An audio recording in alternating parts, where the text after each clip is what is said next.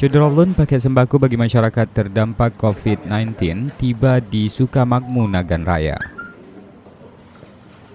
Bantuan tersebut diterima langsung oleh Bupati Nagan Raya M. Jamin Idham didampingi Kapolres AKBP Risno dan Dandim Letkol Guru Cahyono.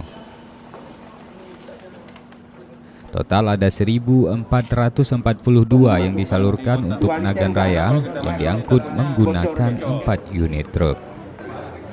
Untuk bantuan ini 1.442 kakak. Nah, jadi ini ditujukan kepada kakak, kepada kepala keluarga, bukan kepada pejiwa, ya, kepada kakak. Jadi kalau hitung-hitungannya 1.442 dikali 4 kalau menghitungan jiwa. Ya. Dari Sukamakmur, Rizwan, Serambi On TV.